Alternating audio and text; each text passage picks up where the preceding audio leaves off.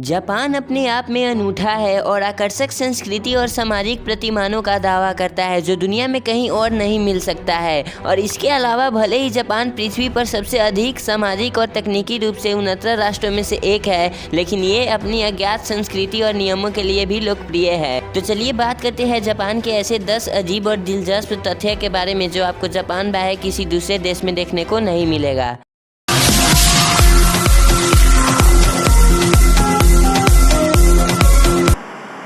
Number 1,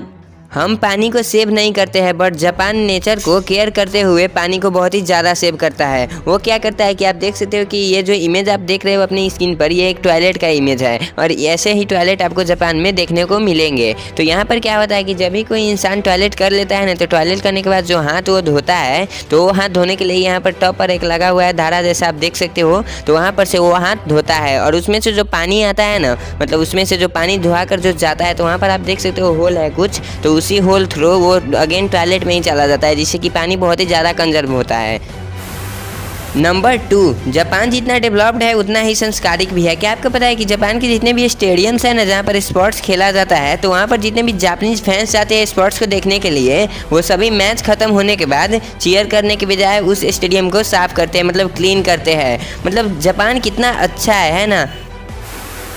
number 3, दोस्तों आप अपने एरिया के टॉयलेट्स में जब भी जाते हो, तो अगर आपके पास कोई सा भी बेबी है अगर, तो जब भी आप टॉयलेट्स में जाते हो तो आपको बेबी के रखने के लिए वहाँ पर सीट नहीं होता है, आपको किसी और की ज़रूरत पड़ती है बेबी को रखने के लिए। बट क्या आपको पता है कि जापान के जितने भी टॉयलेट्स होते हैं ना, या फिर बाथरूम्स, तो उनमें जब भी आप जाओगे किसी बेबी को लेकर, तो वहाँ पर एक बेबी सीट अटैच रहता है टॉयलेट के अंदर ही, बाथरूम के अंदर ही, जिससे कि आप अपने बेबी को वहाँ पर रख सकते हो और आराम से टॉयलेट जा सकते हो और आपको किसी की ज़रूरत भी नहीं पड़ेगी। वाह ऑसम। नंबर 4, क्या आपको पता है कि जापान के जितने भी ट्रेन्स होते हैं ना, उन सभी ट्रेन्स में एक फुटपाथ दिया जाता है, कुछ इस तरीके से आप इमेज में देख सकते हो। तो जब भी आप एक लॉन्ग टूर को ट्रैवल कर रहे होते हो ना, तो जब भी आपको बोरिंग फील आता है, तो आप उस फुटपाथ को यूज़ करके आप उस फुटपाथ को एंजॉय कर सकते हो और अपने ट्रिप को आराम से ट्रैवल कर सकते हो।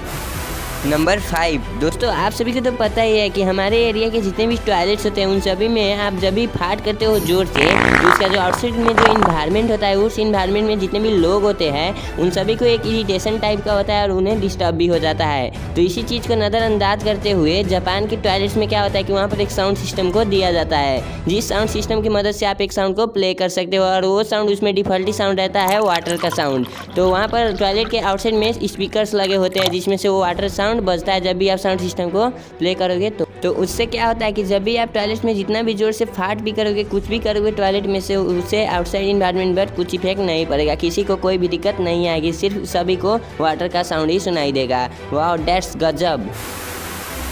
नंबर 6, दोस्तों कभी कभी ये होता है ना कि आपका कोई भी सामान या फिर कोई भी बैग किसी स्ट्रीट में गिर जाता है या फिर कोई सा भी जगह पर गिर जाता है, और उसके बाद क्या होता है कि वहाँ पर जितने भी लोग रहते हैं उन लोगों में से कोई ना कोई उस सामान को कंज्यूम कर लेता है, यानी उसे ले लेता है और उसके बाद वो आपको नहीं लौटाता है। बट क्या आपको पता है कि जापान के ओसाका नाम के स्ट्रीट में अगर आपका कोई भी बैग या फिर कोई भी सामान गिर जाता है ना, तो वहाँ का लोग उसे कंज्यूम नहीं करेंगे, बल्कि उसे कंज्यूम करने के बजाय, मतलब लेने के बजाय, उसे किसी ट्री के अंदर रख देंगे सेफ्टी से, ट्री के नीचे, कुछ इस तरीके से आप इमेज में देख सकते हैं। और वहाँ पर से जब आप जाओगे तो आपको वहाँ पर से वो बैग मिल जाएगा या फिर आपका सामान मिल जाएगा आपको सेफली। तो ये बहुत ही मस्त सिस्टम है जिससे कि आपका कोई भी सामान नहीं हराएगा। आगे बढ़ने से पहले आप अभी के अभी इस वीडियो को लाइक कर दीजिए और जो बगल में सब्सक्राइब वाला बटन है, लाल बटन, उसे भी प्रेस करके जो उसके साइड में बेल आइकन आएगा उसे भी प्रेस कर देना, ताकि हमारे ऐसे ही लेटेस्ट कंटेंट सबसे पहले आप तक पहुँचे। तो चलिए अब आगे बढ़ते हैं। नंबर 7, तो गाइस चलिए अब बात करते हैं हमारे देश और जापान के पार्किंग डिफरेंस के बारे में।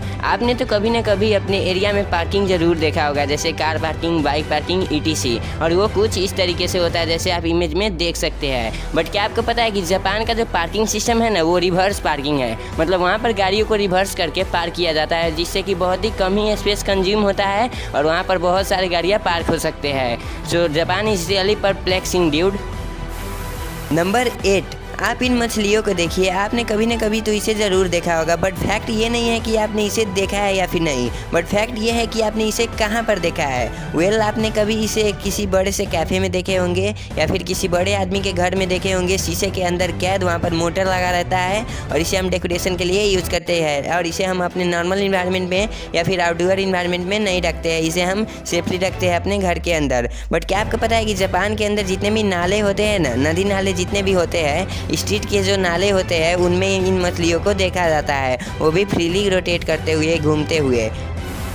नंबर 9, दोस्तों आपने तो कभी न कभी अपने एरिया के किसी भी ट्रेन में ट्रैवलिंग जरूर किया होगा और वहाँ पर आपको क्या देखने को मिलता है कि वहाँ पर जितने भी सीट्स होते हैं वो सभी फिक्स्ड सीट होते हैं, मतलब आप उसे रोटेट नहीं कर सकते हैं। पर क्या आपको पता है कि जापान के ईच एंड एवरी ट्रेन में, मतलब सभी ट्रेन में रोटेटेबल सीट लगा होता है, जिससे कि कारण आप किसी भी डायरेक्शन में उन सीट्स को आप रोटेट कर सकते हो और जिससे कि आपका ट्रैवलिंग बोरिंग ना हो। आप इजिली आप उसे रोटेट कर लीजिए और आपका व्यू चेंज हो जाएगा और वहाँ पर आप बोर्ड नहीं होगे। नंबर 10, आपने तो कभी ना कभी अपने देश के या फिर अपने एरिया के किसी भी लिफ्ट को यूज़ किया ही होगा और वहाँ पर उस लिफ्ट के अंदर आपको क्या देखने को मिलता है, वहाँ पर सिर्फ आपको कुछ बटन्स मिलते हैं और वहाँ पर कुछ लाइट्स मिलते हैं जिससे कि आप लिफ्ट को कंट्रोल कर सके। बट क्या आपको पता है कि जापान के लिफ्ट्स के अंदर एक इमरजेंसी टॉयलेट दिया जाता है, जिससे कि अगर कोई इंसान उस लिफ्ट को यूज़ कर रहा है तो उसे अगर टॉयलेट लग जाए तो वो उस टॉयलेट को यूज़ कर पाए, इमरजेंसी टॉयलेट को यूज़ कर पाए। तो आप इसी से अंदाज़ा लगा सकते हैं कि जापान हमारे देशों से या फिर पूरे देशों से सोच में कितना अलग और एडवांस्ड है। तो गाइज, इन टॉप 10 डिफरेंसेज में से आपको सबसे बेहतरीन और सबसे अच्छा डिफरेंस कौन सा लगा हमें कमेंट बॉक्स में ज़रूर बताना है। और अभी के अभी इस वीडियो को लाइक कर दीजिए और साथ ही साथ अपने दोस्तों या फिर फैमिली के साथ शेयर भी कर दीजिए। और अगर आप हमारे चैनल पर नए आए हैं तो चैनल को सब्सक्राइब करके जो बेल आइकन होता है उसे भी प्रेस कर देना। तब तक के लिए bye and thanks for watching.